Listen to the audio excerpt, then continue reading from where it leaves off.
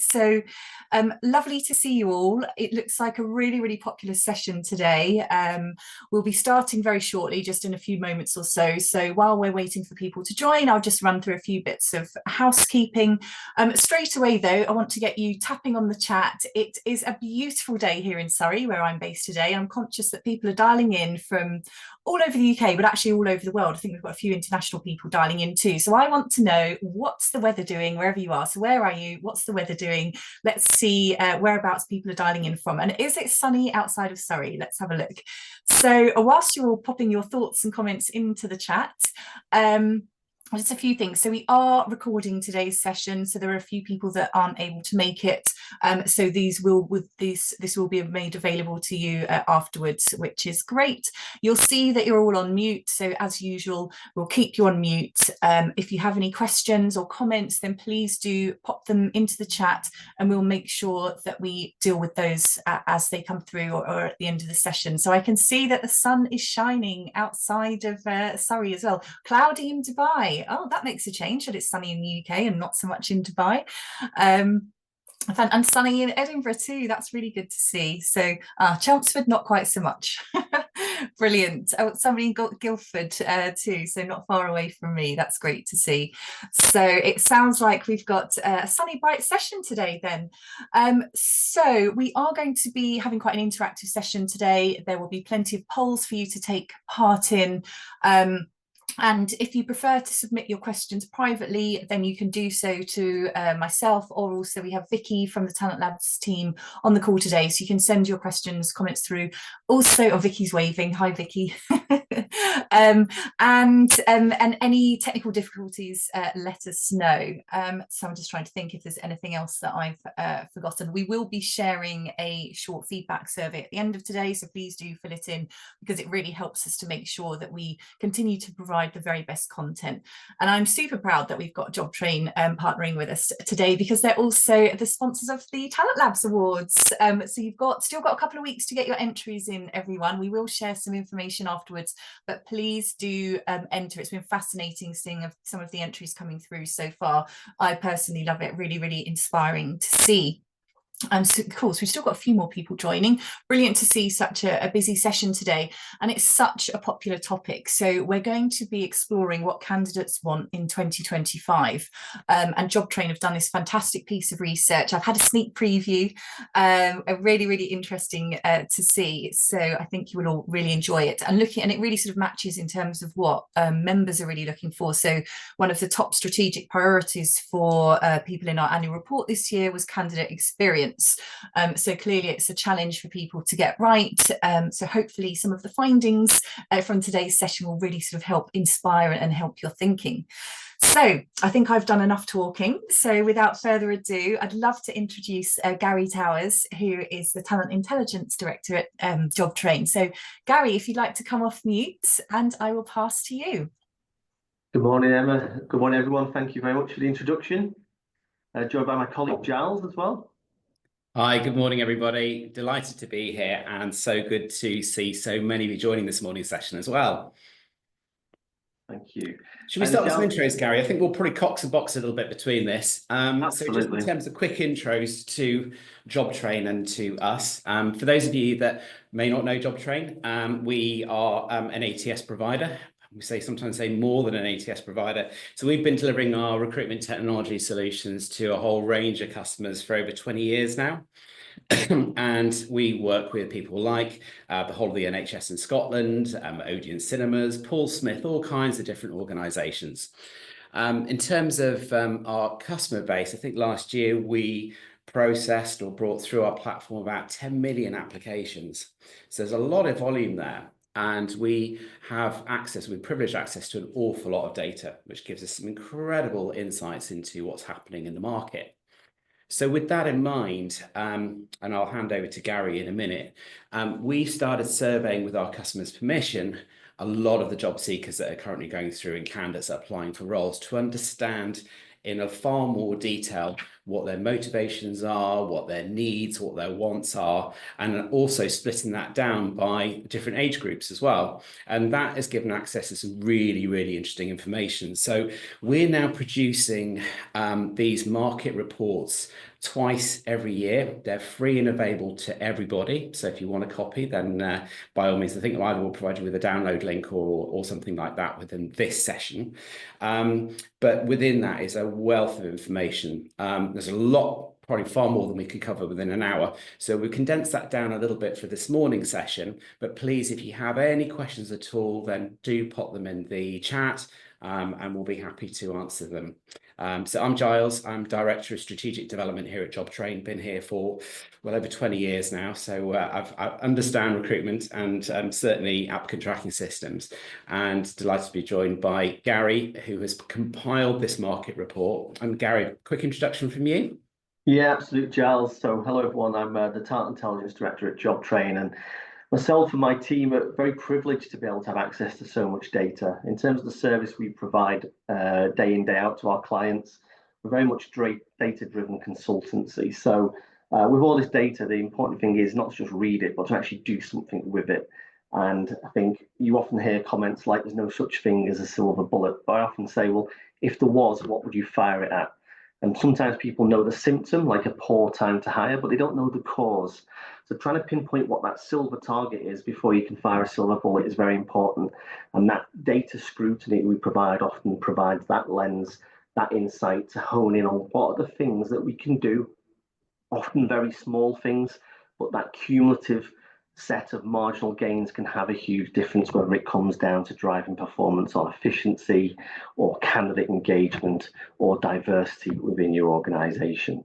And so when we do this type of data, it's very much with that in mind. What are the actions? What are the things that you can do from learning from the data and applying it to your recruitment day in, day out?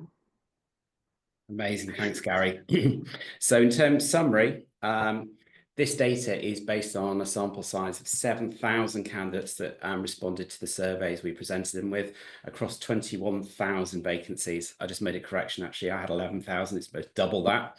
And in terms of what we're going to cover today, we're going to look at candidates' career intentions, what's driving movements and why are they seeking employment elsewhere or why they're seeking another job, what's influencing them as well, a little bit about the application experiences, and also what tends to influence candidates at offer stage. There's some really interesting stuff there that might surprise you.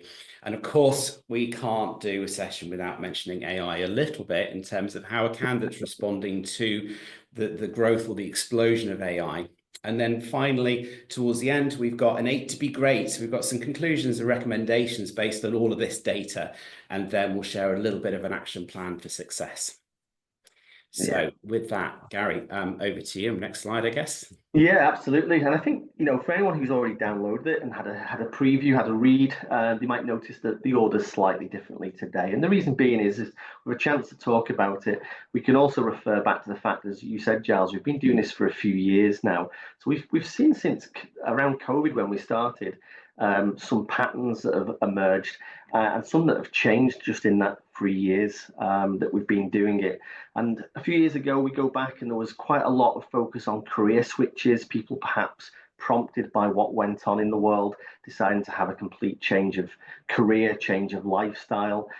Short tenures were very much the theme, people switching jobs very frequently, and particularly at a young age with the gig economy, Generation Z having the side hustle that was often well reported. We saw the emergence of what we coined the career Swiss Army knife, as opposed to the career ladder in the traditional sense, where people were trying to take a bit of a selection of skills and experiences from different jobs and blend them together to be quite a rounded, perhaps much more experienced individual, and taking that into the marketplace rather than just a traditional vertical route within one discipline.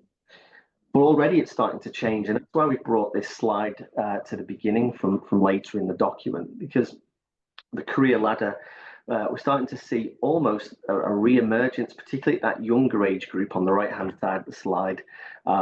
Gen Z's coming through, starting to see a re-emergence of this idea of perhaps climbing the ladder And we're wondering, is that down to external forces? We're seeing much more pressure on cost of living, mortgages, those sorts of things that might have been the preserve of Generation Y age groups who've got the kids, got the mortgages, focused a little bit more on being steady. And we've seen as well elsewhere in the document that the number of people, particularly at a younger age, who are having multiple jobs has also started to diminish. So perhaps that side hustle that we saw a few years ago might not be as popular as it once was. I think as we think about then the tenure that I mentioned as being quite short a few years ago, similarly, we've started to see a little bit of a resurgence on the long-term focus. So increasing around the more than 10 years and seeing more now of the Gen Zs appearing in those higher numbers, those higher breakdowns. And if anyone has our bigger report or gets in touch with us and is looking to do some further analysis on their sector, certain sectors like local government, we see a much higher concentration of younger people skewed towards that longer term tenure. So it's almost like certain sectors are now being recognised as perhaps those that could offer a longer, more steady career. And all of this stuff that we're mentioning, you'll see later on, this is the stuff that we want people to tap into and start to think about when it comes to their EVP and their advertising. Next section. Yeah. Well, we came out of a rather, well, I think most people would say quite a pessimistic and disappointing budget at the tail end of last year. A lot of businesses reporting that the pressure of the changes to national insurance contributions would perhaps force more layoffs. So as we headed into this this round of analysis that we've done for our most recent release, we did wonder whether the driving of movement would be influenced much more by that, and perhaps seeing more people being made redundant, having to find a job, but it hasn't proved to be so. In fact, we've seen a constant progression the last few years of career progression being the main focus. We have further data that we can break down this a little bit more, and it tends to be things around promotion and around training. We do segment promotion as a separate option. The eagle-eyed people might notice it's in there as only 1%. I think progression is a bit of a broader term. So when we actually do a little bit more of a deeper dive, we see things like, well, it might not be a typical vertical promotion, but it might be movement around an organization, trying a different job, expanding their portfolio, maybe of clients if they're working in a client-focused role, or expanding the type of projects that they're exposed to in a project role. So enriching themselves in some way and getting progression within their career, within the profession, or within the organization. So that continues to be a primary focus and a growing one. We haven't really seen a change on the reasons for recruitment. No, it still predominantly is 3/4 replacement rather than growth roles. Whether when we come to do the one this summer, the next one, will we see a reduction in the growth roles given the latest data that's coming out around job growth in the economy? Brilliant. Thanks, Gary. Right, it's time for your involvement now. We're going to run, I think, 3 polls through this session. This is the first poll we're going to run, and we're interested to understand from you what percentage of your hires are internal candidates. So when you're opening up your roles, is it 10, 20, 30%, or perhaps you may not even have access to that data? We're interested to see what your experience is. What you're seeing. Brilliant, thanks, Giles. So you should be able to see, oh, we've even had somebody pop in the chat a very specific number, 44.6%. Interesting. Well, amazing. Good to know. Very quickly, while people are just taking some time to respond to the poll, I've just noticed the questions come through around sort of the sample size, Giles. And is this a UK piece of research, or does it in terms of the sample size? Yeah, really great question. UK. Oh, Gary, go ahead. Yeah, it's predominantly UK. It's not exclusively UK, but it's predominantly UK. Cool, thank you. Brilliant. So everybody, you should see the poll in front of you. I can still see Yes, pretty much everyone's voted now. So we'll close the poll 3-1. And then Vicky, if we could share the results on the screen. So here we go, everyone. So you can see this in front of you. So just a slight edge here. So 33% say 30%. And then we've got 27%. Actually, people don't know. That's interesting. Another 27% are saying it's 10. And yeah, sorry, 13% have said 20%. So interesting. We've also got some more comments coming through in the chat with people who've got I can see very specific. Alexandra's there. Yeah, what industry is the sample group from? Right across sectors, actually. If you grab a copy of our report, you'll see, actually, as Gary alluded to before, we've actually broken down a lot of the data by industry sectors, whether it's like public sector, government, local gov, NHS, care, right across commercial. So yeah, we can break all this data down for you as well. Yeah, we've got any insights about the percentage of candidates wishing to work outside of the UK? I don't think we've got that, have we, Gary? No, it's not a question we've asked, unfortunately.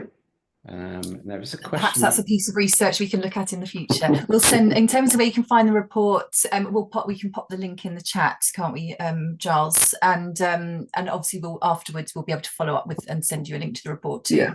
Yeah, Alex from our marketing teams here, I'm sure, will be happy to drop a direct link into the chat as well, so everybody can grab a copy. I think that was an interesting answer to the poll. I think in a couple of ways there was quite a high percentage. I think 33%. Emma, you said for the majority were saying that quite a lot was internal. Which is very good, and the 27% stood out as well as not knowing. And I think it's quite important to know this. In fact, I'd probably say it's very important to know this because a lot of the effort that goes into recruitment externally can be very expensive and time consuming. But if we also link back to what we started with at the beginning in terms of data, the growing trend of the younger people coming in wanting to progress, they're focusing on who can train me, who can develop me, who can expose me. And that principle, 42% career progression, is driving the need to change jobs. It suggests that people are leaving their current employer and looking for something else because they don't feel they're getting progression. So actually, if you're going to minimize the impact of recruitment, the cost of recruitment, the time of recruitment, yes, you can influence that with the actions that you take, but you can even greatly influence it by not having to recruit in the first place, or not having to recruit at every level. If you're driving that progression internally, if you're bringing people in at the bottom in the entry-level roles, and then actually starting to progress them yourselves, and that can be reflected through your internal hire statistics. So that's why we look at that. So across the board of this call, it was obviously a very healthy percentage. Our average across all the sectors we surveyed, it was around about 17%. Certainly something that can boost retention. So we talk about some of the motivations for the candidates and why they're looking for a job. What influences them once they start looking? Well, you can see here we've asked people what is it that creates that main influence, and predominantly still the description of the job in the advert is what people pay most attention to. Although again, with my 3-year trend hat on, we have seen this rise in the blue bar of things like the Glassdoor rating. I think that again is reflective of a growing culture in society, particularly at the younger end, where people are used to looking at reviews online, peer comments online, and so that has been quite interesting how that's grown. But back to the job advert for the second, this is one thing that drives us crazy here at JobTrain. It's people pasting job descriptions in that are internal documents that don't mean anything to the outside world and are not very attractive to job seekers. So yes, it's important. People do use that as the influence, but how do we make sure it's a positive influence? What could make the difference and give you a competitive edge? So one of the things we happen to offer in our software product is the ability to embed pictures and videos within job adverts. And that's had quite an interesting positive impact. So in our next slide, what we've done is we've analysed consistently, I should say, since rolling this out a few years ago, what's been the impact. And quite simply, where adverts have videos within them, we see the suitability of the candidates that apply, as well as the volume, but importantly, the suitability of the candidates improves. And so what this means is, in statistical terms, double the amount are selected through into the next stage of the process because they are deemed a higher quality, or put another way, you reject less. When you're not using these videos in the adverts, we see much higher rejection rates at the first pass. And a great example of this is in one of our popular sectors, our healthcare, NHS sector, is the likes of a porter role. Porters, if anyone don't know, they have to clear up a lot of bodily fluids, some very messy things. Now, if that's not conveyed through the process of advertising and selection, what happens is they join with great enthusiasm, and usually within a day or two, they might leave because they didn't realise. Giles, you often have a tale around one of our partners, NHS Blood, don't you, in terms of the blood donations? Yeah, I mean, well, I don't want to get too gruesome on this call, but for sure, if you imagine that, so our client NHS Blood recruit an awful lot of what are called donor carers. So those are the people that actually take the blood. And what they found was that actually a lot of people didn't consider that element of the role. They just saw the organization and thought, what an amazing organization. I'd love to work for it and make a difference without necessarily thinking about that. So in that case, this is a really good example where advert that's enhanced with video can far better communicate and convey the details of the role. And to be fair, like overall, we live in a visual age now of YouTube and Instagram and Snapchat, and where we're not enhancing adverts with video on the basis that a picture can paint 1,000 words. Just imagine how many a video can convey, whether it's employer brand or being used as a self-selection exercise. So we'd encourage everybody just to get started with video and start using it, because it'll increase massively the quality of people you've got. It's really useful as a self-selection exercise, and it's incredible at better communicating your employer brand and what it's like to work for an organization.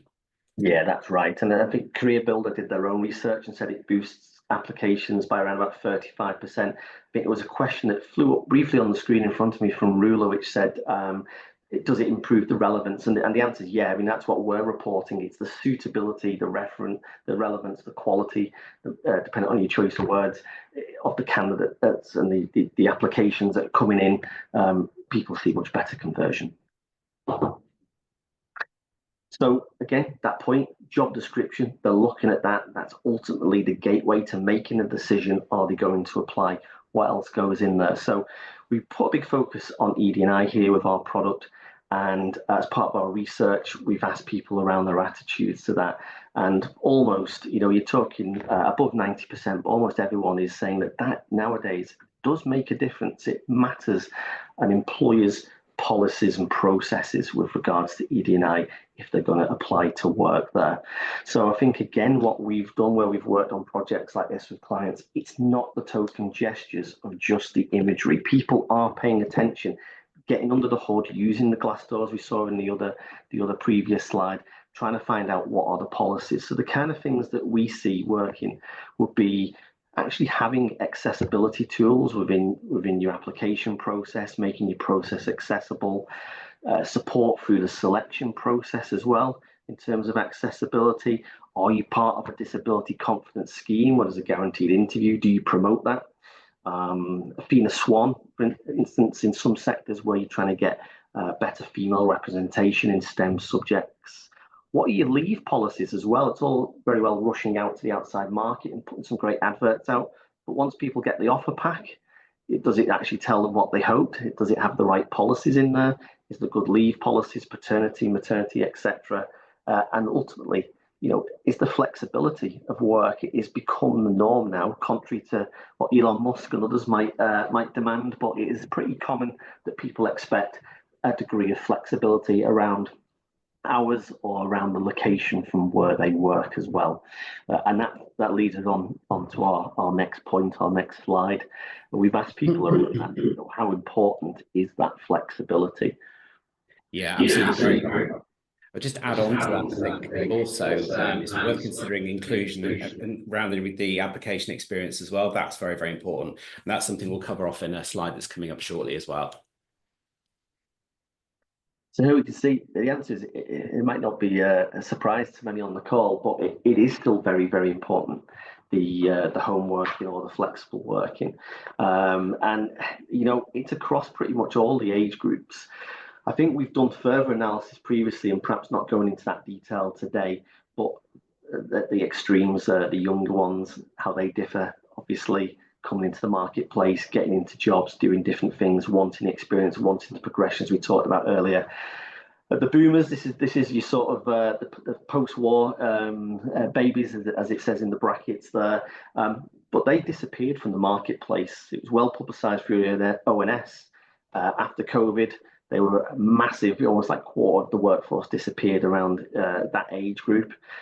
They've been coming back in. What do they bring with them? They bring with them primarily flexibility. They bring a great deal of experience, but they bring flexibility of hours, their time, the type of hours, the flow, the pattern, the schedules, and also as well, they bring, you know, focus on the hours that are particularly awkward sometimes, those middle of the day ones between school and linking back to the job description and the benefits and thinking about what you put out there to the outside world, making sure to think about, can your company maybe offer grandparent leave as some sort of policy in its own right to attract those types of individuals.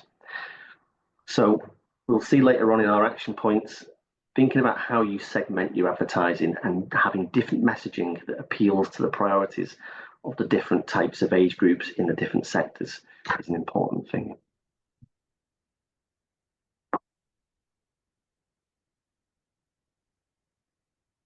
Whole time again. So yeah, we're going to move into looking at the application experience. And one of the biggest things is around how long it's taking candidates to complete an application. So let's run a quick poll and then we'll have a bit of a chat about it. And you can also see within here, we've got a few questions coming through. So perhaps we'll take a quick break and try and answer some of the questions that have been coming through. And thanks for those. Brilliant. Thanks, Giles. So everyone, you can see on your screen how long does it take to complete your application? So is it less than 5 minutes, less than 15, more than 15, or you don't know, you've never timed it? And this is actually really interesting, the last point, because we did a candidate experience piece of research, and over 50% of people who took part hadn't actually walked through and timed how long it took to apply, so hadn't walked the candidate's shoes for their own organisation, which I thought was really interesting. Hopefully we'll see slightly different numbers today. But yes, while you're filling that in, everyone, let's just have a quick look at the chat. There's a few things that have come through. Do we have any examples of video ads from businesses doing it well? Yeah, absolutely. We can definitely dig some examples out for you, Audrey. If you get in touch with us directly, I don't know, Alex, perhaps you could pop mine or Gary's LinkedIn profile or even email address actually into the chat, then people can feel free to connect with us directly, so we can certainly share that. What else have we got in here? Where do candidates like to see the policies? On websites, in adverts, Glassdoor? I think it's a combination of everything, but it's also your people living and breathing your culture as well. I think there's danger that if you just stick a policy on a website, someone's paying lip service to it. You've got to bring it to life. You've got to very clearly demonstrate your commitment to inclusion. And equity and diversity, and that can be conveyed really clearly through videos. And I think there's a question about almost like creating videos as well. I'm a huge fan. Obviously, you can spend quite a lot of money on getting external providers in to do really nice, snazzy, really slick videos for you.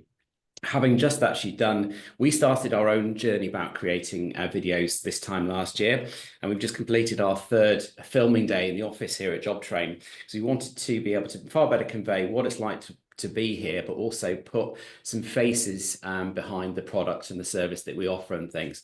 And we have started producing our own videos in a very inexpensive way, using a simple camera. Again, happy to give you some tips on what we use and things. But employee generated content is so powerful because you know, people can relate to it far more than they can, dare I say it, an HR director, a CFO, a CEO doing a lot of video and things. People want to see who they're actually going to be working with and potentially working for. Not everybody feels natural in front of the camera, but with a few hints and tips, you can give people a lot more confidence to get in front of the camera and that content where people can see it. Yeah, and I think with the question of the word placement, where's the best placement? And you said everywhere, Giles, which is definitely the case. It helps, but I would just make the point. You can see within some of these statistics that are in our document. Don't ever underestimate the power of your own career site or your own candidate portal to your ATS. People, yes, will come through directly from various job boards, your programmatic advertising, things like that, but they will still do their research. They will look at what is on those pages. Yeah, they'll look at your LinkedIn profile. If you've got Instagram, Facebook accounts, then they'll look at those as well. I'm going to exclude X from this discussion. We hate it. It's a loathful place. But actually, we've cancelled and deleted our own X account at JobTrain for that very reason. So we'll focus on the happier places. Are there any questions that we've missed, Emma? I don't think so. I've just noticed that poor Diana was potentially asking for an option E if they hadn't launched the ATS over an hour. So, Diana, it's very, very kind of you. Yeah, they launched the JobTrain not that long ago. It's not a stooge, I promise you. It's very nice to see you on the call, Diana. We didn't want to brilliant. We didn't want to put over an hour for anyone because we felt it was just a bit too harsh to come into the public place and tick that box. So let's have a look at the results. So how long does it take to complete your application?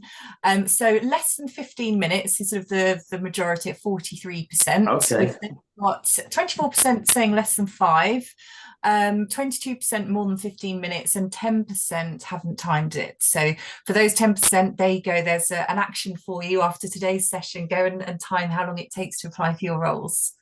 Yeah, that's really good. Right. So yeah, 24% under 5 there, and 43, 15. Yeah, okay, it's good. And we see this a lot when we're working with public sector clients. There can often be an ingrained belief, and I'm going to use the word belief rather than it being an actual fact, but a belief that the application form has to include so many things: accountability statements, suitability statements, whatever they're called, which are long narrative passages of text that people have to type out. Not only is it challenging for the candidate, but some poor soul who's got a frontline job as a line manager having to do the recruitment shortlisting has got to read potentially a lot of applications and all of these 500, 1,000 word statements, which, if anything, people are probably turning to the support of AI to help write. So we very much advocate streamlining the application forms to actually what is essential, and then maybe furnishing it with a little bit of what's desirable, and moving away from extensive writing and moving more towards tick boxes and scales maybe that they can select from very easy. And why do we advocate that? Well, not only is it quicker for you to screen at the back end, it can potentially be automated, the screening, but from a candidate experience, which is the very important bit we're focusing on here today, the candidate experience, it's easier for them. We know, and we're probably coming on to this, that around 3/4 at least are doing it on the mobile. Do you want to sit and have to type out massive answers to big extensive questions on your mobile? Not really. And they're probably doing it then when they're traveling or between breaks in some cases for a lot of roles. So again, they'll appreciate the brevity of a streamlined application. And if your application software allows, you maybe can defer some more important information to later in the process, so that you only capture it when it becomes relevant. So maybe when they get to interview or they get to offer, then you ask for details about references and things, which, if anything, is aligned to the spirit of GDPR. But one final point on this where it helps. When there is extensively long application forms, which I mentioned we see in certain sectors, public sector, charity sector, etc., you potentially, when it comes to your ED&I initiatives, you're actually contributing to what might be called the digitally disenfranchised. There is a lot of people out there who lack the basic IT skills, and applying online, whilst there's a lot of data to show it is enabled people perhaps who have physical disabilities, for those who struggle with IT, it can be a real barrier to entry. So the simpler it is, the quicker it is. If they're just clicking and pointing and ticking rather than typing, it can have a massive effect on the ability to attract a truly diverse workforce. Yeah, you're right, Gary. You wouldn't think of it, but it's actually a really important part of inclusive recruitment. So if you've got a really long application form and you're demanding that a candidate who perhaps only has one of these, doesn't own a PC or a Mac or anything else like that, it's being unfair. It's not showing consideration to the candidate. And again, when you look at, and perhaps you go through your own application experiences, look at the language that's used. Is it clear? Is it easy to understand? Are you setting expectations for candidates? Because they will really, really appreciate it. So yeah, and then in hard number terms, as another benefit to round off on this, we see a relationship, a correlation at least, between those sectors that have the quickest applications getting more applications for their vacancies, and where we hear through our success managers at work with our clients, where we have those sectors where they have longer applications, they tend to report that they struggle to attract the necessary numbers. So as we've touched on already today, it's not just numbers, it is about suitability and quality, but you need to tackle both.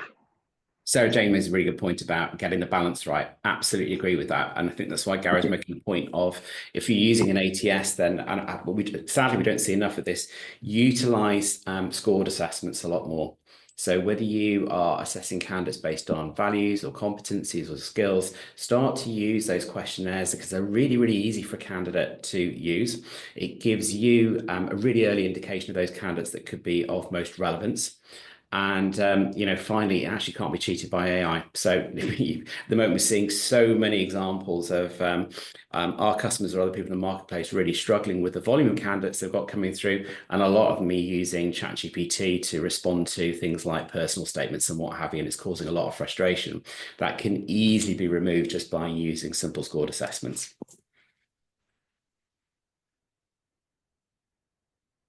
Thanks, Giles. Yeah, and I think the next slide really looks at just then when people are applying, where are the typical sources of those applicants coming through from. And we have different ways of measuring sources. We can track the clicks coming through into our platform. We look at people's influences. Where did they hear about things? Where did they see things?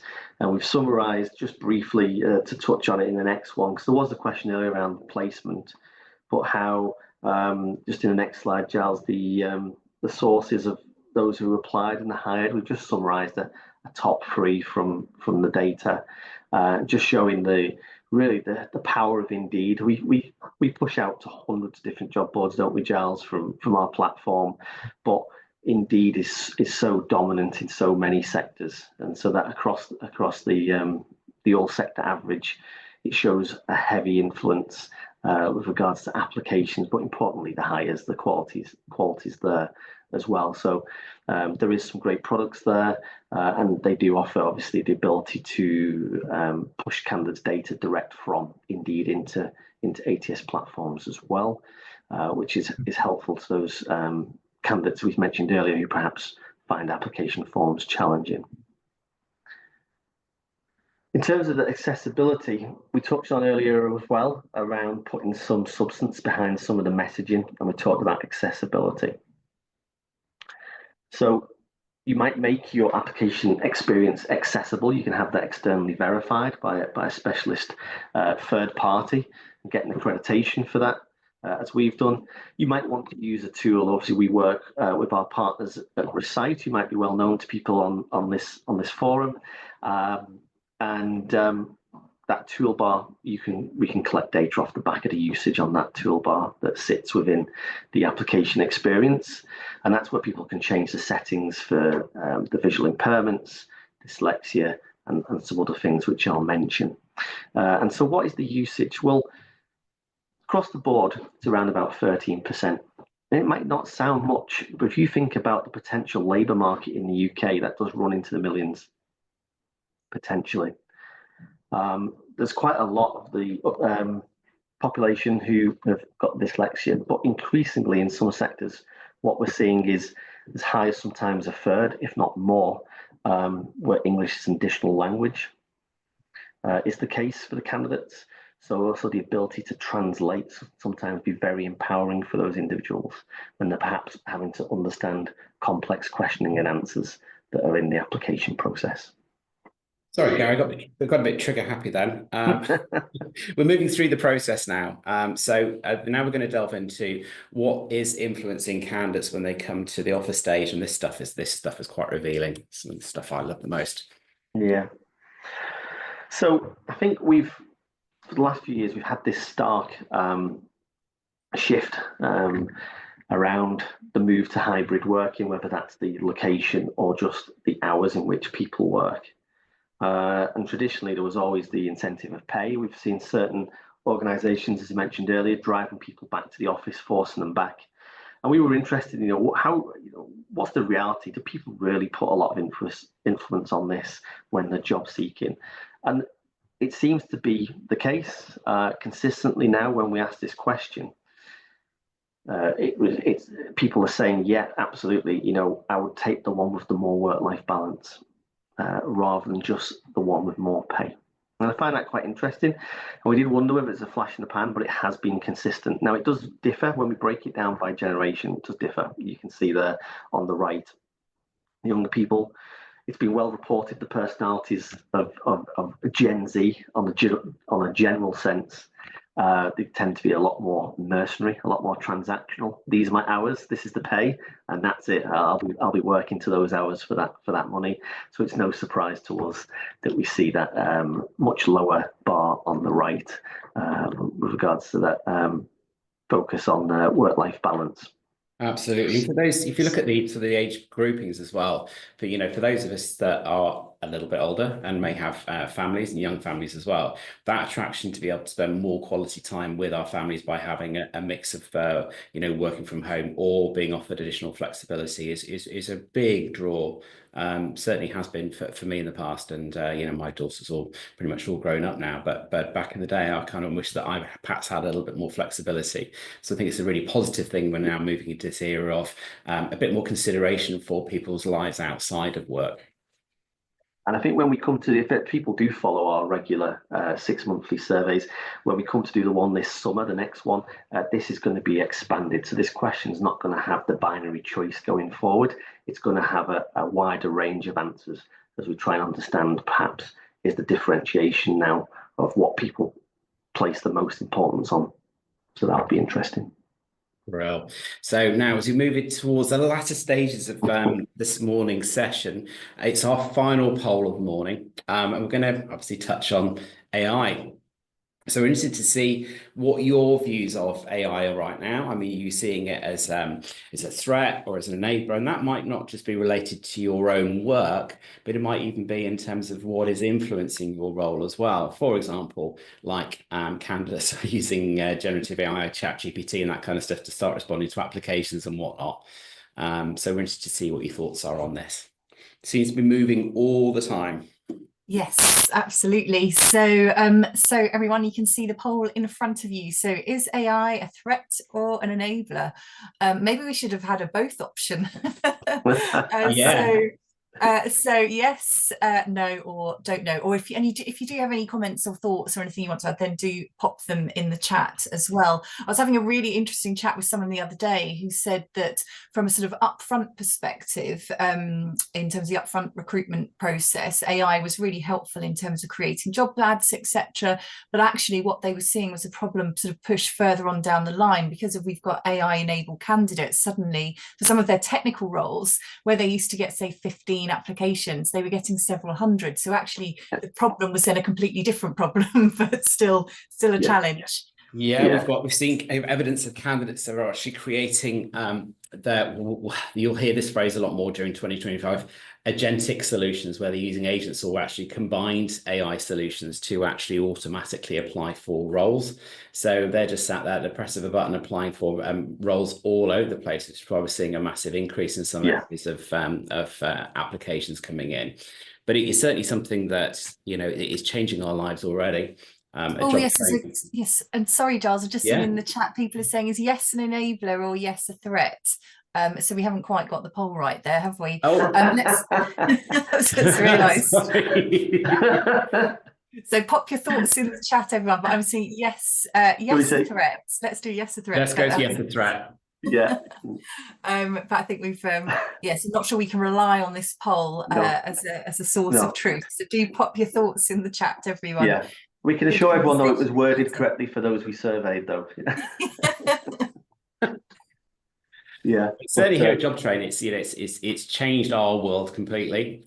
We took the decision at the end of last year to become or transition to become an AI and automation first business. And that is really just looking at all of the processes within our business that take up the most time.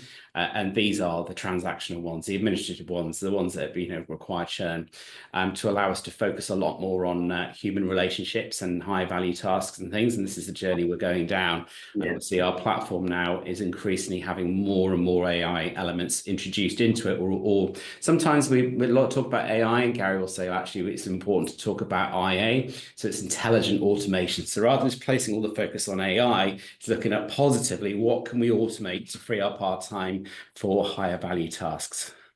Yeah, and absolutely. And I think as well, it's not forgetting, and I think they have been forgot over recent years, particularly with focus more just on often speed and volume of hiring. But many years ago, unfortunately, we have been doing this around about 25 years, but many years we were all trained in our psychometric qualifications, and they kind of have they died out in recent years? Should they make a resurgence? Is it harder for AI to do someone's OPQ or to do someone's other psychometric questionnaires are available, or to do their numerical or verbal reasoning tests? And certainly within our product, we work with clients where they're having this challenge to streamline the application, but supplement it with what we call situational judgment tests. We give people real life scenarios, and you give a few of them, and you're asking people to say which one is more like them. It's suddenly, not only does it become much more accurate to the type of people you need and perform once they're in role, but it's also something that the AI can't really answer.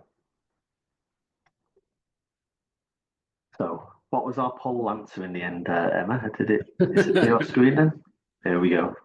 I wasn't sure whether to share it or not, because we've got a real mix basically, and some people not sure. I think sort of probably more interesting is in the chat, and I think absolutely it's really about how you use it. So people saying it's a threat if you don't use it well, and it still absolutely needs sort of the human sense check. It was funny, I was speaking to somebody the other day who was using a note-taking AI during a candidate session. The candidate was called Susie, and however in the notes the AI note taker took referred to the candidate all the way through as loser. So clearly, oh dear, I know, clearly there is still need for some human intervention. Could not agree more on that one. Goodness, yeah. Well, we're obviously today seeing this stat of people answering probably from the recruiter point of view in most cases, but from a candidate point of view, we see here that the biggest answer was actually AI can help me learn my job quicker. And I go back now to the beginning of where we started, as we try and often tessellate a lot of this information and blend it together into something meaningful. We think back to those people coming in now to the job market, entering from education, trying to get into some sort of line of work, some sort of career, but we hear that they want to move around a bit more. They want progression, they want training and development in a lot of different areas and becoming more rounded, that career Swiss Army knife that we talked about. So what a great enabler for them if they can come in and you can use the AI to help develop e-learning modules, part of their onboarding, or once they're actually in on day one, there's a certain learning that they have to go through. Could AI just simply make the training videos, the training materials for you and save you a lot of time, but actually increase the productivity of those new hires from day one? Do people measure that as recruiters? Do they measure the impact once they're hired in the first 1 month, 3 months, 6 months? Is that a different way of measuring the impact of recruitment rather than just the time and the cost is traditionally often the measure? Right. So I think that's quite interesting. So we'll move into the final stages of this morning's session. So let's come to some recommendations and some conclusions, which we've called 8 to be great. So with that in mind, Gary, over to you. Yeah, and I think we've touched on these as we've gone through. So this is just a nice chance to summarize here at the end in terms of those tips to take away. So Try and simplify and streamline that application process. It will save time for your recruiting managers or those doing the screening. It will save time and improve the candidate experience for the candidates. And as we discussed earlier, it does also have an impact on diversity as well through preventing that digital disenfranchising that we talked about. The differences in the generations that we've covered as we've gone through, we would say think about segmenting your EVP and messaging that goes out in specific advertising campaigns. Maybe if you advertise in one place, it's a different message versus another place if those advertising sources cater to different demographics. Leading on from that, in terms of number 3, the EVP, don't let that be diluted.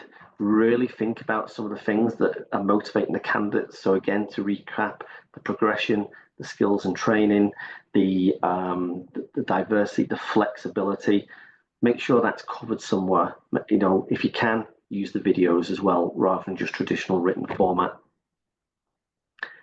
Leading on from that, the flexible work, you might need to go and engage with the business before you go out to market. Don't just put it out there if it's not true. If it's not reflected in reality, you'll just get higher attrition when people join and then leave quite quickly.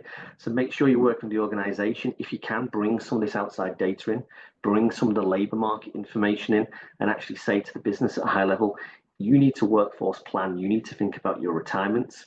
You need to think about those internal moves internally that we talked about, which helps with retention, helps satisfy that progression demand.